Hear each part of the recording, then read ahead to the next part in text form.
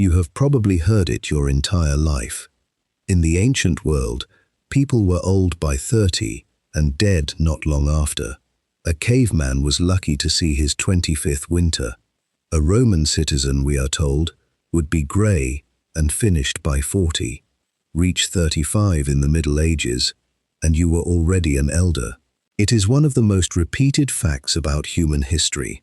It shows up in classrooms, in documentaries, in casual conversation, and it is almost completely wrong. Not slightly wrong, not exaggerated, but built on a misunderstanding so simple it is almost embarrassing. The number everyone quotes, that ancient life expectancy of around 30, is real. The problem is what people think it means, because that single number hides one of the most brutal truths about the ancient world, and one of the most hopeful. This is the story of how a statistic fooled almost everyone alive today, and what your ancestors' lives were actually like. Start with the number itself, because it is not a lie. If you could travel back to ancient Rome and calculate the average age of death across the whole population, you really would land somewhere near 30. Do the same in the Stone Age, and the figure drops even lower. So the statistic is not invented, it is just profoundly misunderstood. The word doing all the damage is average. An average takes everyone who died and spreads their ages into one smooth number. And in the ancient world, one group pulled that number down with terrible force. Infants. Picture a village 8,000 years ago. 10 children are born in a single season. Within their first few years, 4 of them die. Fever, infection, hunger, a winter that came too early. The remaining 6 grow up, marry, and live into their 50s, 60s, and beyond. Now do the math the way a statistician would. Add 4 deaths near age 2 to 6 deaths near age 60. Divide by 10. The average life expectancy of that village comes out around 35. But look closely at what that number actually describes. Not a single person in the village died at 35. They died as babies, or they died as grandparents. The average points to an age almost nobody experienced as their final one. This is the trap. Life expectancy at birth is not a countdown timer stamped on each person. It is a blended figure, dragged down hard by the deaths of the very young. And once you understand that, the entire myth begins to collapse. Because the real question was never how long the average person lived. It was how long people lived once they survived the dangerous early years. And the answer to that question changes everything. Consider what happens if you remove that first deadly stretch of childhood from the calculation. Take a person in ancient Rome who has already reached the age of 10. They have survived the diseases that killed so many infants. Their likely age at death was not 30, it was closer to 60. Reach adulthood in the Roman world, and living into your 60s was ordinary, not exceptional. 70 was well within reach. The grey-haired Roman senator was not a rare miracle. He was a normal outcome for anyone who made it through the gauntlet of early life. And this pattern holds far beyond Rome. It reaches back tens of thousands of years. Look at the hunter-gatherer societies that survived into modern times, studied directly by anthropologists. Among these groups, living without hospitals or modern medicine, a striking pattern appears again and again. Once a person survives childhood, the most common age of death is not 30. It sits somewhere around 68 to 78. These are people facing predators, accidents, and infection with none of our tools. And still, their elders exist in real numbers. Grandparents were not a modern invention. They were there in the Ice Age, beside the fire, holding the memory of the group. Now think about what that actually means for a prehistoric community. If almost everyone died at 30, there would be no elders at all. No one to remember the last great drought. No one to teach which plants heal and which ones kill. No one who had seen the river flood before and knew where to move the camp. A society with no old people is a society with no memory, and human survival depended entirely on that memory being passed down. The very existence of human culture argues against the myth. Someone had to live long enough to carry the knowledge forward, and the archaeological record shows they did. Skeletons from the Paleolithic reveal individuals who lived well into what we would call old age. Worn joints, healed fractures, teeth ground down by decades of use. These are not the bones of people who died young. They are the bones of survivors who kept going for a very long time. So if ancient people could reach old age, the next question becomes obvious. What was actually killing so many of them before they got there? The answer is not old age creeping in early. It is a series of specific, brutal threats concentrated at the very start of life. The first and largest was infant and child mortality. Before modern sanitation, a newborn entered a world swarming with invisible dangers: contaminated water, infections with no antibiotics to stop them, diseases that a healthy adult might shrug off could kill a small child in days. In many pre-modern societies, a quarter or more of all babies died before their first birthday. Nearly half might not reach adulthood. This single fact is the engine behind that misleading average. The second great threat struck women specifically: childbirth. Without sterile tools, without medical intervention, giving birth was one of the most dangerous things a human could do. A woman might survive her first birth and die in her third. Every pregnancy carried a real chance of ending her life. This is part of why the arithmetic of survival pressed so hard on the young and on mothers. The third threat was injury. A broken leg today is an inconvenience. In the Stone Age, a shattered bone could mean you could no longer hunt, gather, or flee.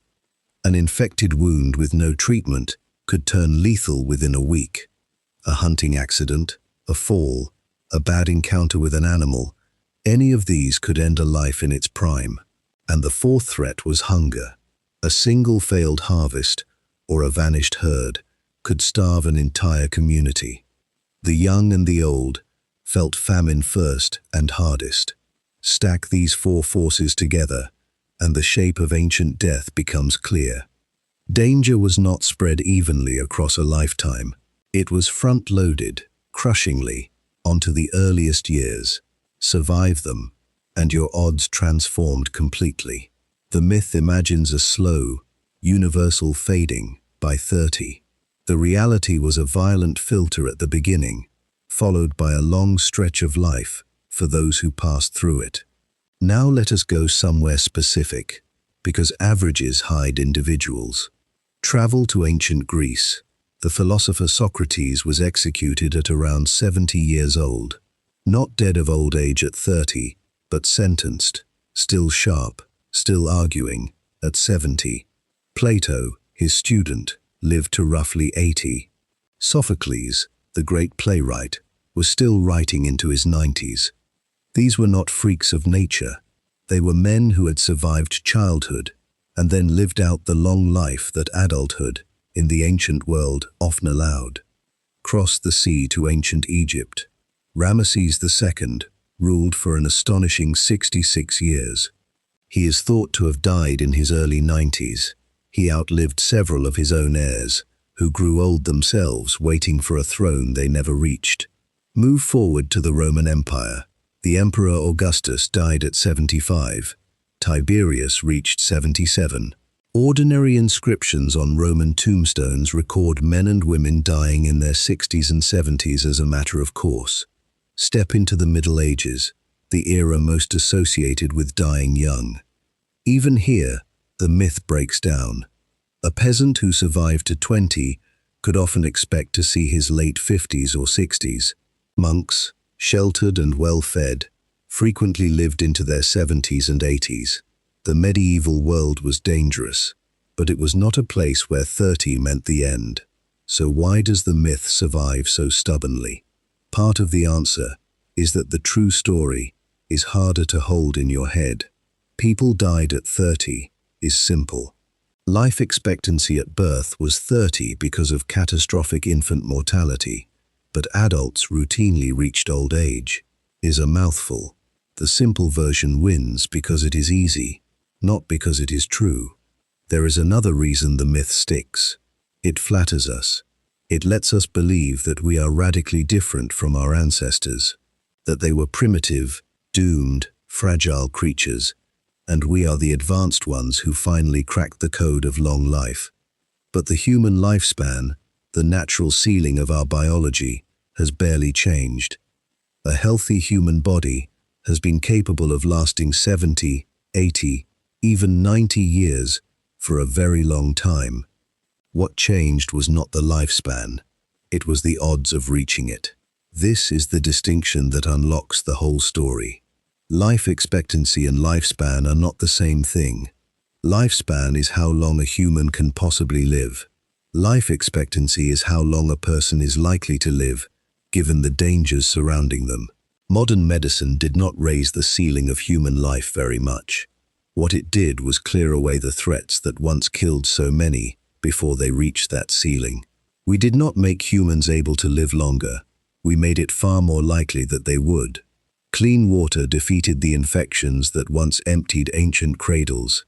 Vaccines stopped the diseases that once swept through entire villages. Antibiotics turned once deadly wounds into minor problems. Safe childbirth saved the mothers who once died, bringing life into the world.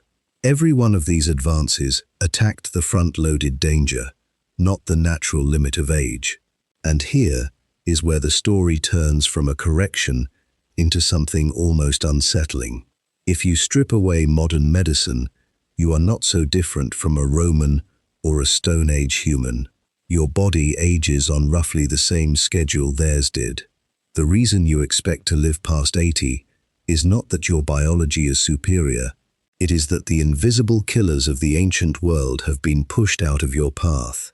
Take those protections away, and the old arithmetic returns almost immediately. This is not really ancient history at all, but a fragile achievement only a few generations old. Now return to that village from the beginning. 10 children, 4 lost young, 6 growing old. We looked at the cold average and saw the number 35. But look again, and something warmer comes into focus. Behind that statistic are grandmothers who watched their grandchildren grow. Elders who sat by the fire and told the stories that held the group together. Old hunters who could no longer run, but still knew where the herds would cross. The number 30 erased all of them. The truth restores them. The ancient world was not a place where no one grew old. It was a place where growing old had to be earned by surviving a brutal beginning, and those who earned it lived lives with a full shape, youth, adulthood, and a real old age.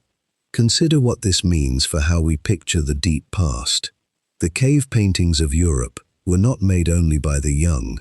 Some were surely guided by hands that had painted for 40 years. The oral traditions that became our first myths were carried by people old enough to have heard them as children and to repeat them as elders. The knowledge of seasons, of stars, of medicine accumulated across long individual lives. Human civilization was built not despite old age, but because of it. Every skill that had to be taught required a teacher who had lived long enough to master it. Every lesson that saved a life the next winter came from someone who remembered the last one. Remove the elders, and you remove the foundation of everything we became.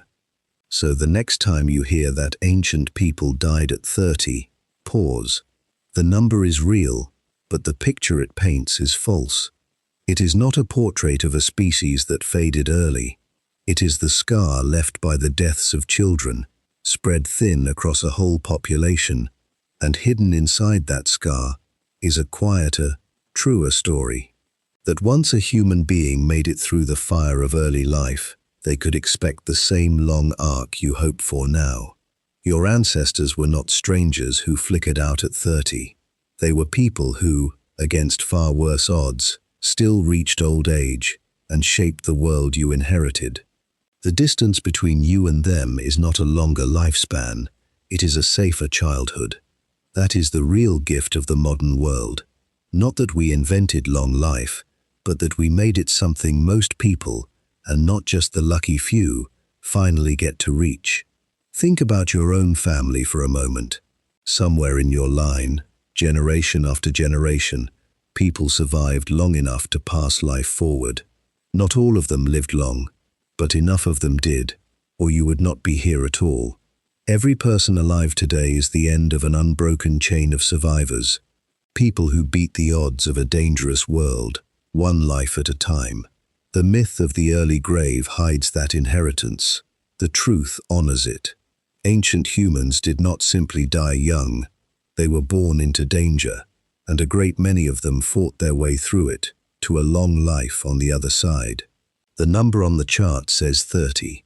The bones, the tombstones, and the stories say something far greater. They say that old age is not a modern invention. It is one of the oldest human achievements there is, and it was already waiting, tens of thousands of years ago, for anyone who survived long enough to claim it.